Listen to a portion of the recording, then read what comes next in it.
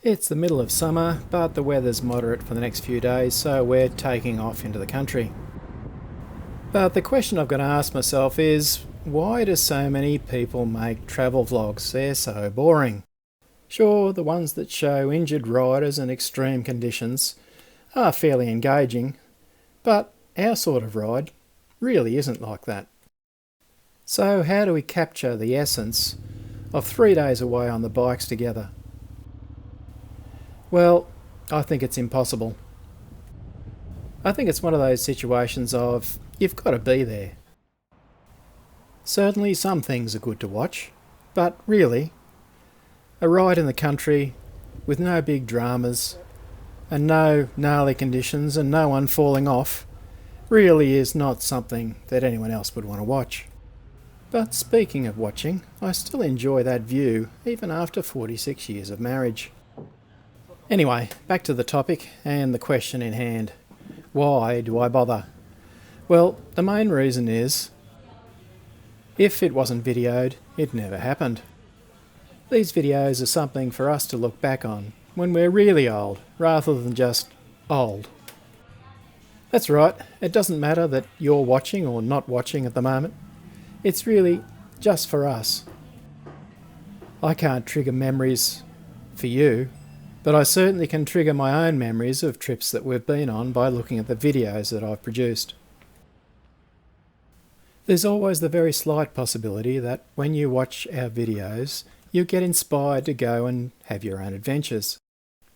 But be warned, our adventures are all about just doing things together and going out and enjoying the scenery. Very low level excitement, really. This is certainly not the bone-breaking, adrenaline-pumping adventure rides that you can find on YouTube. But no matter, it's our adventure, it's our video, and it's our memories that we're recording.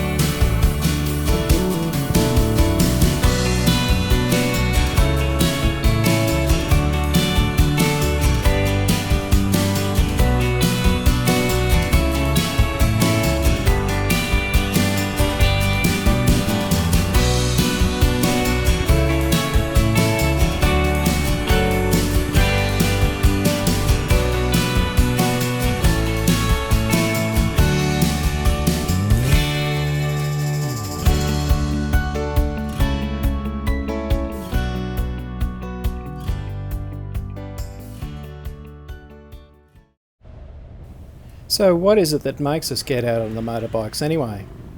Aren't they just a pain? You ache all over after riding for a few minutes. You get hot when it's hot, you get cold when it's cold, and you get wet when it's wet.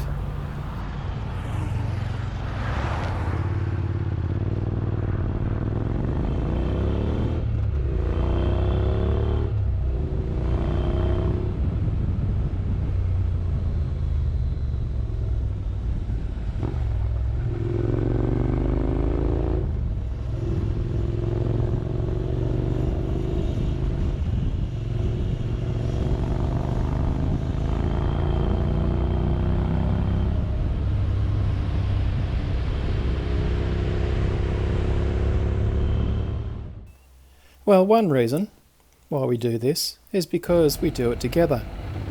As you can see, we both have our own motorcycle. It's a shared passion and a shared joy. It's an unfortunate fact that many couples, even who haven't been together for 46 years, suddenly find that they really have nothing in common. So after the kids leave home and retirement looms, what is there to do together? I guess that's why the grey nomad phenomenon is so strong, certainly in Australia anyway. With no kids to look after and enough money to put fuel in the tank, many couples find joy in just touring our large country. We also love the feeling of gliding through the landscape, smelling the smells and seeing the sights, and feeling hot and feeling cold and even feeling wet when the weather turns bad.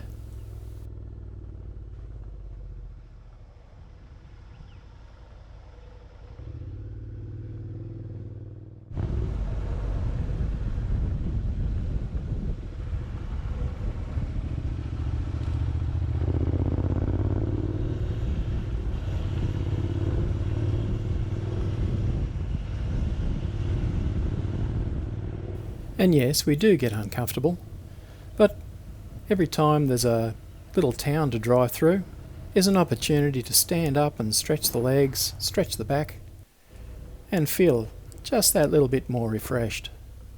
And of course, we stop often to look at the sights.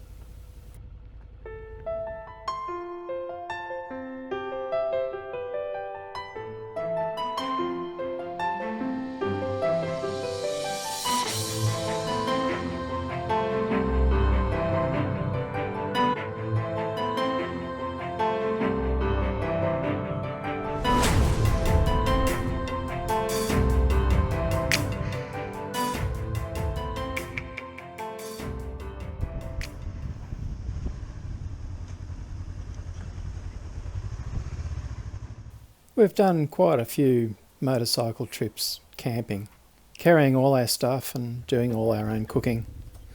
But really, most of the time, we like the luxury of a cabin or a motel. It's really hard to beat a nice air conditioner after a hot day's ride, or a nice hot shower after riding through the rain for hours and being really soaked.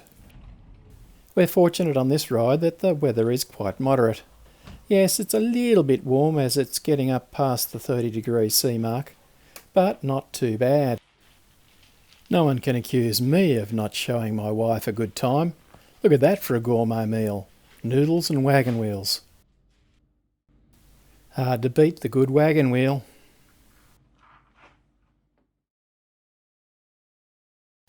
Day 2 and we're heading for Mudgee. Theoretically, there's a bit of gravel road on the way, so there's a small adventure ahead of us.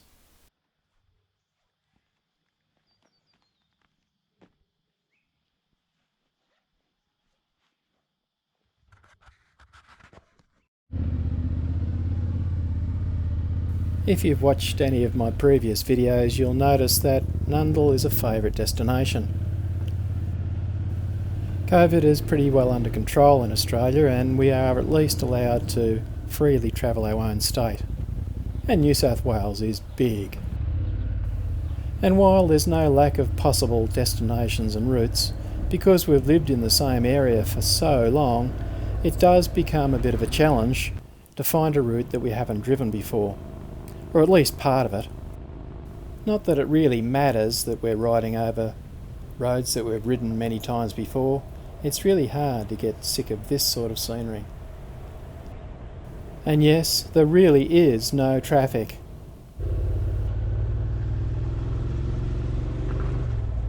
Now, this was one of the sections of road that on the map showed that it was gravel.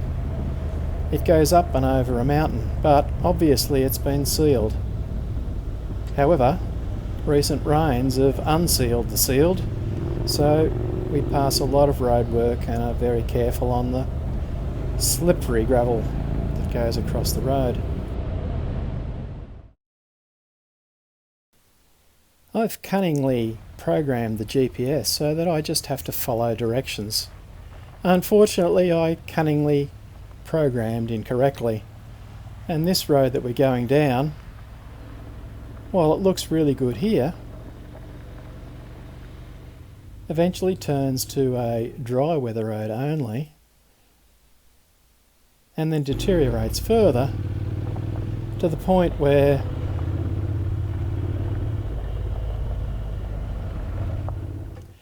we come to a huge bog hole. You can't quite see it in the video, but we decide to turn around, and then I realise this isn't the road we need to be on anyway. Oh well, Sir Galahad to the rescue to turn Wendy's bike around. Short legs really aren't all that useful for this sort of manoeuvre. But don't get me wrong, they may be short, but they're still cute.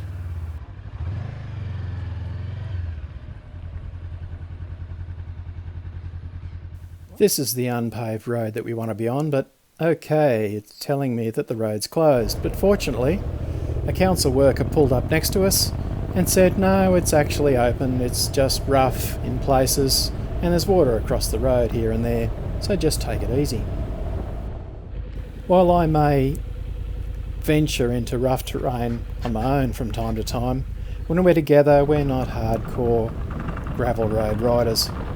But it's really nice to be able to just take a bit of gravel road to join up the bits of bitumen.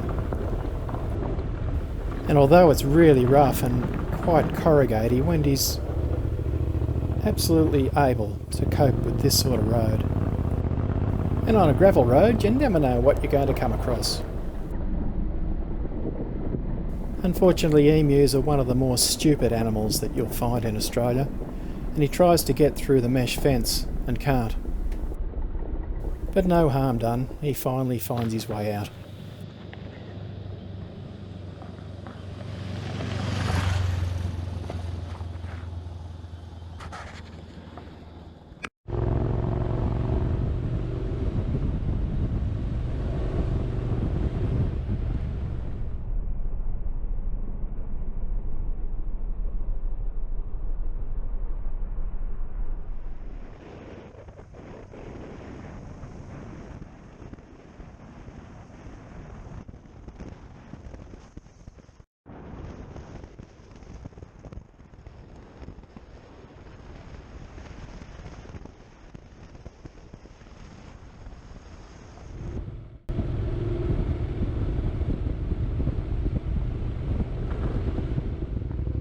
The road wasn't nearly as bad as the ranger made out, and in no time at all, we're at the Goulburn River. That's supposed to be flooded, but we find out that, well, it's not.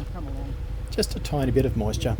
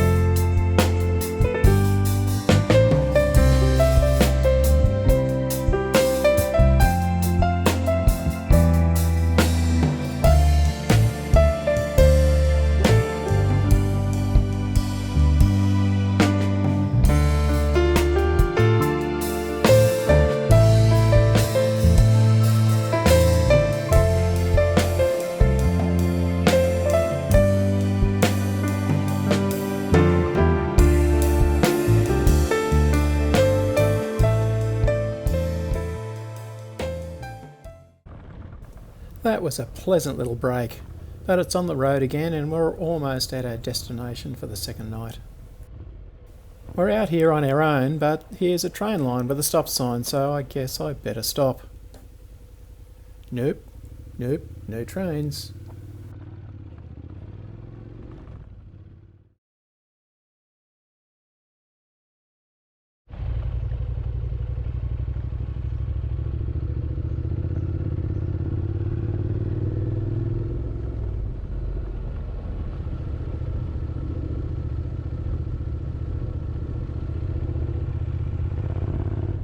Just before we hit Mudgee, we saw a sign, Motorcycle Museum. Never knew that was there. Anyway, we went up this gravel road and found there was a winery and it had a little motorcycle museum attached to it. And the best thing of all is...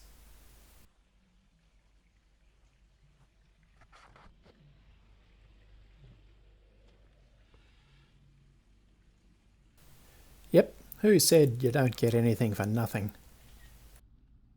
Sure, it's only a small museum by international standards, but the motorcycles were quite impressive.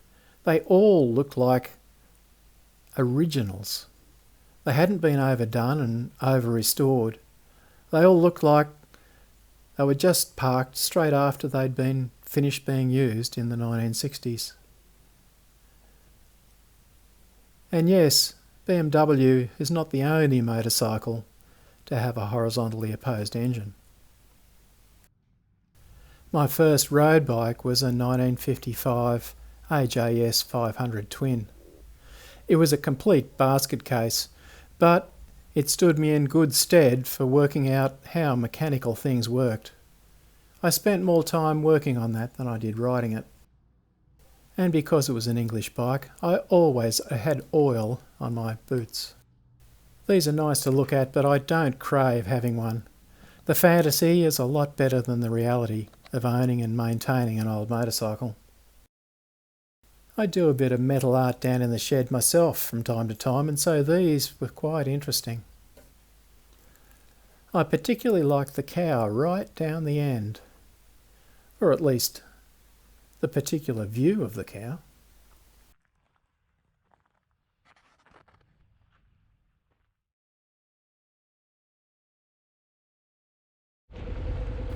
So after another nice break to let the butt recover, it's off to our motel for the night. The whole region around Mudgee is a wine growing area.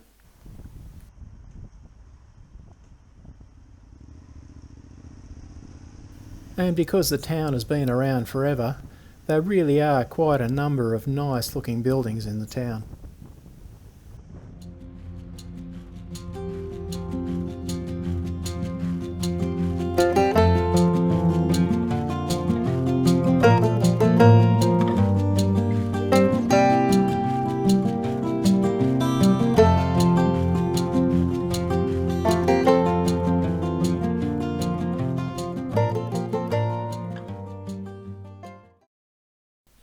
The motel was very budget, but we made up for it by having pizza for dinner.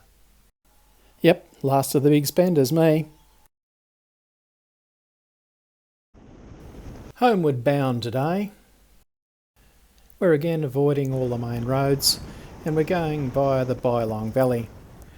It's a road that we've travelled on many times before, but we never get sick of it. We're travelling east directly into the rising sun, which is a bit of a pain because you can't see where the potholes are. Oh well, I guess it just adds to the adventure.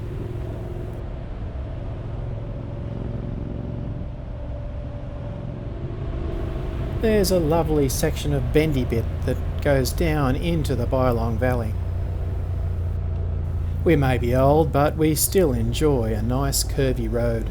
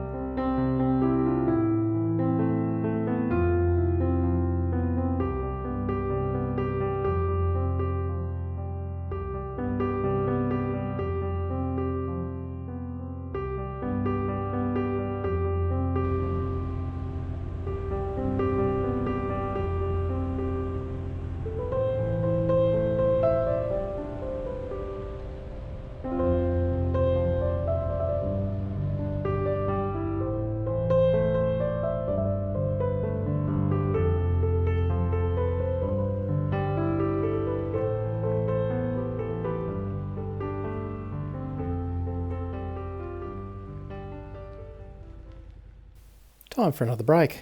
The village of Bylong consists of one shop that also is a servo. The Bylong Valley is lush and green at the moment, and it's surrounded on both sides by hills. Okay, this could be one reason why you really need to stop at stop signs.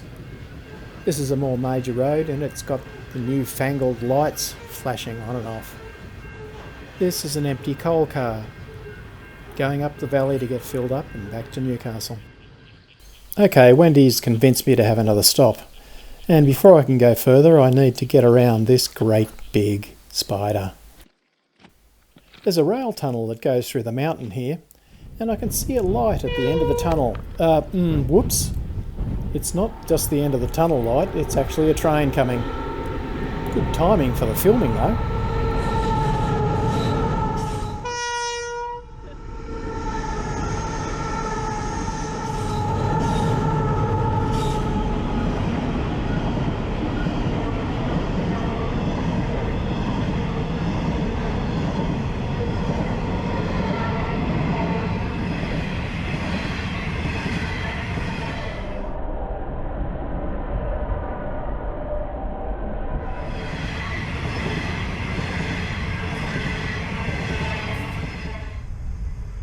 Well, that was exciting. Moral of the story, always do as your wife tells you.